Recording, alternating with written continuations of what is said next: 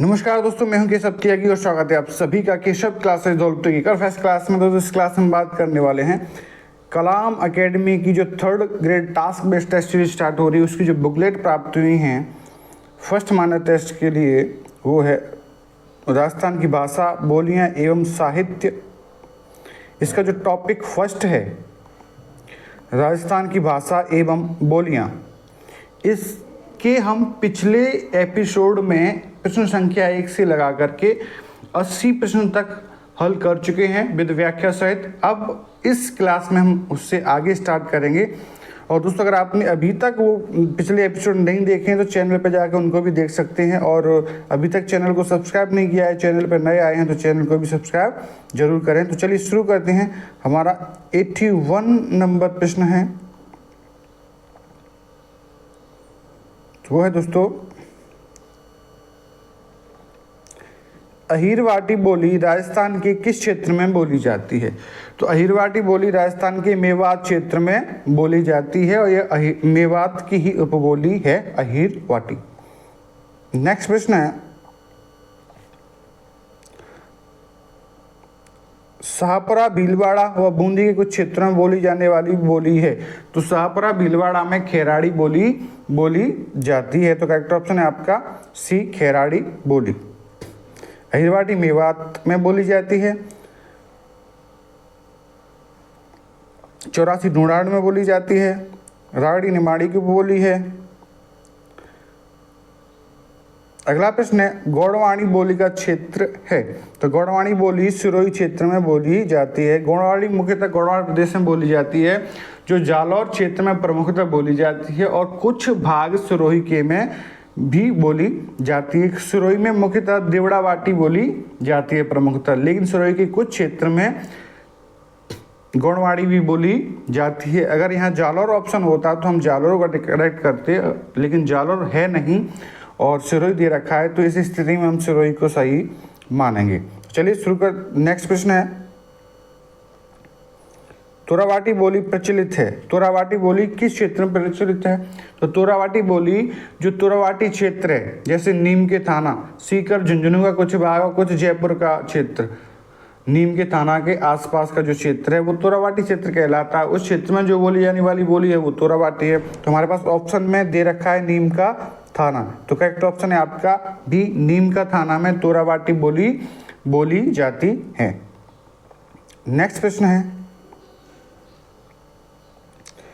राजस्थानी भाषा एवं संस्कृति में डिंगल है, यानी राजस्थानी भाषा एवं संस्कृति में डिंगल किसे कहते हैं? तो राजस्थानी भाषा या हम कह सकते हैं पश्चिमी राजस्थानी भाषा का जो साहित्यिक रूप है उसे हम डिंगल कहते हैं। और अन्य शब्दों में इस प्रकार भी कह सकते हैं कि पश्चिमी राजस्थानी ना कह करके हम मारवाड़ी भी कह सकते हैं, क्योंकि पश्चिमी राजस्थानी भाषा मारवाड़ी है, यानी पश्चिमी राजस्थान में अधिकांश बोले जाने वाली जो बोली है वो है मारवाड़ी। तो मारवाड़ी का जो साहित्यिक रूप है हम उसे डिंगल कहते हैं। तो हमारे पास ऑप्शन में दे रखा है काव्य शैली। तो डिंगल क्या है? एक साहित्यिक रूप या काव्य शैली है मारवाड़ी भाषा या पश्चिमी राजस्थानी भाषा का। तो यहाँ करेक्ट ऑप्शन है आपका ए। नेक्स्ट प्रश्न है,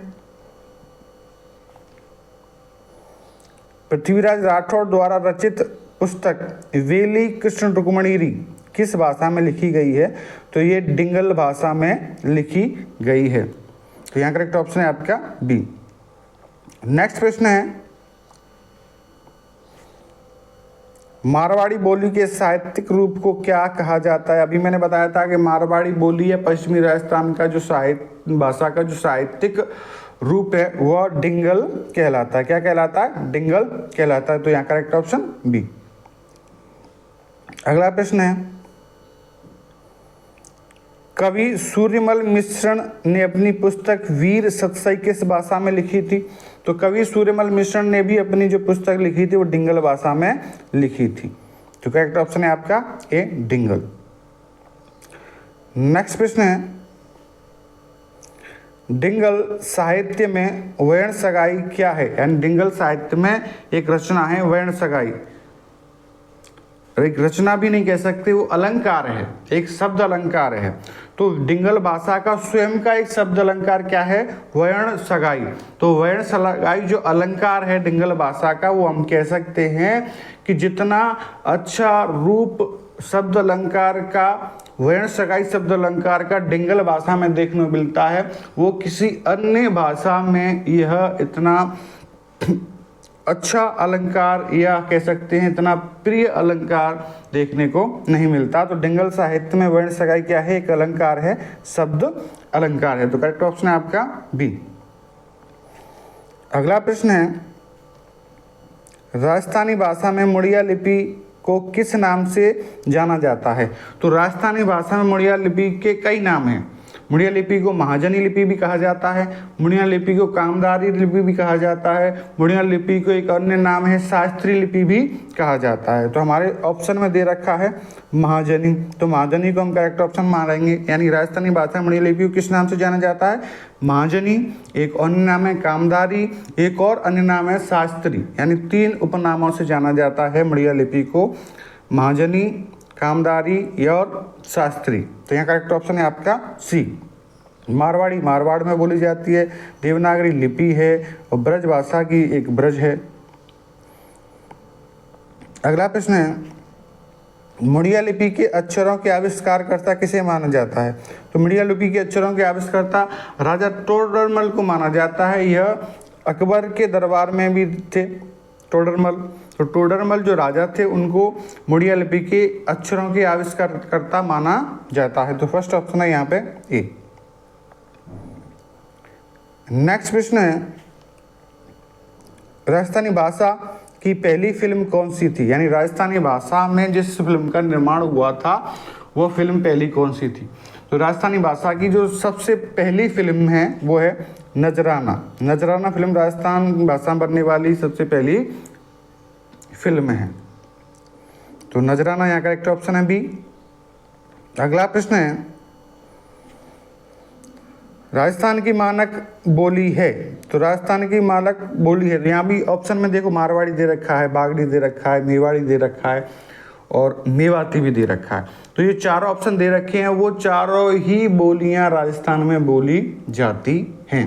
तो कई बार ऐसी स्थिति में बच्चे क्या है कन्फ्यूज हो जाते हैं कि कौन सा ऑप्शन करेक्ट करें। ये तो चार ही बोली राजस्थान में बोली जाती हैं, लेकिन प्रश्न में ध्यान देने की योग्य बात यह है कि उसमें मानक बोली पूछा है। किस क्या पूछा है? मानक बोली पूछा है। तो मानक बोली हम मानते हैं मारवाड़ी को। अब बात आती है सर ये तो चार ही बोली राजस्थान में बोली जाती है, तो मारवाड़ी को ही मानक बोली क्यों माना जाता है? तो इसका भी कारण है। इसको मानक बोली मानने का प्रमुख कारण ये है कि राजस्थान के अधिकांश भाग में मारवाड़ी और मारवाड़ी की उपबोली बोली जाती हैं। लगभग राजस्थान के 60% भाग में 60% भाग में भौगोलिक क्षेत्र में 60% कुल राजस्थान के में मारवाड़ी और मारवाड़ी की उपबोलियां बोली जाती हैं, जबकि अन्य बोलियां हैं वो कुछ क्षेत्र विशेष में बोली जाती हैं। जैसे मेवाती अलवर क्षेत्र विशेष में बोली जाती है, बागड़ी बागड़ क्षेत्र में बोली जाती है, और जो मेवाड़ी है वो उदयपुर चित्तौड़गढ़ भीलवाड़ा क्षेत्र में बोली जाती है। इनका एक छोटा सा क्षेत्र है, यानी मारवाड़ी की पहचान में इनका छोटा क्षेत्र है, लेकिन मारवाड़ी बोली पूरे पश्चिमी राजस्थान में बोली जाती है। जैसे बाड़मेर है, फलौदी है, जैसलमेर है, जोधपुर है और शेखावाटी है, नागौर है, बागर है, ये सभी गौड़वान प्रदेश है। इनमें जो उपबोलियां बोली जाती हैं वो भी मारवाड़ी की उपबोली की श्रेणी में आती हैं। तो अधिकांश भाग में बोली जाने वाली बोली मारवाड़ी है। इस कारण राजस्थान की मानक बोली हमें मारवाड़ी को कहते हैं। तो अगला प्रश्न है, राजस्थानी भाषा दिवस कब मनाया जाता है? तो राजस्थानी भाषा दिवस मनाया जाता है आपका 21 फरवरी को। कब मनाया जाता है? 21 फरवरी को राजस्थानी भाषा दिवस मनाया जाता है। और राजस्थान दिवस कब मनाया जाता है? तो वो 30 मार्च को मनाया जाता है। अगर राजस्थानी भाषा दिवस पूछे तो 21 फरवरी को राजस्थान दिवस भाषा दिवस मनाया जाता है और राजस्थान दिवस 30 मार्च को मनाया जाता है। तो यहाँ करेक्ट ऑप्शन है डी, 21 फरवरी को राजस्थानी भाषा दिवस मनाया जाता है। नेक्स्ट प्रश्न है, राजस्थानी भाषा का शब्दकोश तैयार करने का श्रेय किसे जाता है, यानी राजस्थानी भाषा का शब्दकोश तैयार किसने किया था? तो सीताराम लालस ने राजस्थानी भाषा की डिक्शनरी तैयार की थी, शब्दकोश तैयार किया था राजस्थानी भाषा का सीताराम लालस ने। नेक्स्ट प्रश्न है आपका, ये बहुत अच्छा प्रश्न, सम्मिलित करने वाला प्रश्न है। एक बार एक तरफ बोली दे रखी है, दूसरी तरफ जिला दे रखा है, तो हमें सम्मिलित करना है। जैसे जगरौती है वो आपकी करौली में बोली जाती है, कहाँ बोली जाती है? करौली में बोली जाती है, तो 4 फर्स्ट में हो गया। डाटी है वो बाड़मेर में बोली जाती है, तो 3 हो गया। नागरचोल है वो टोंक में बोली जाती है, तो 2 हो गया।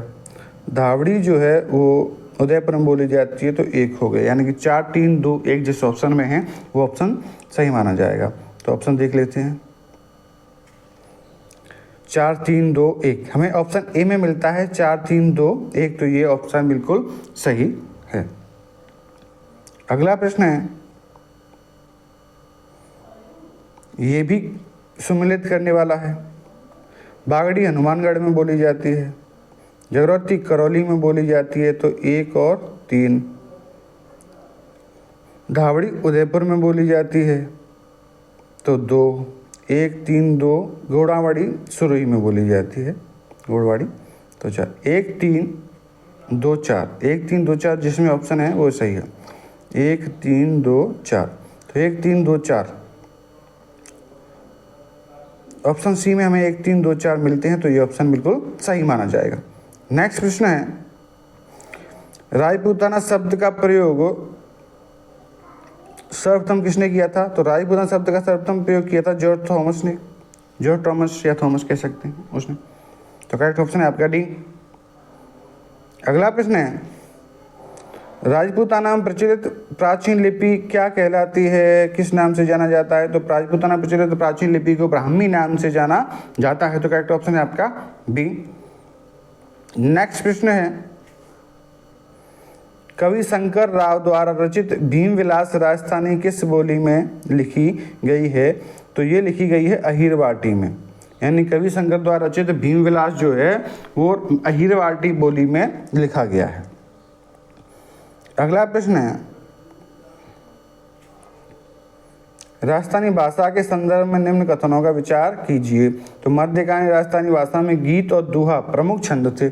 जी बिल्कुल ये सही है, सत्य कथन है। इस समय पिंगल भाषा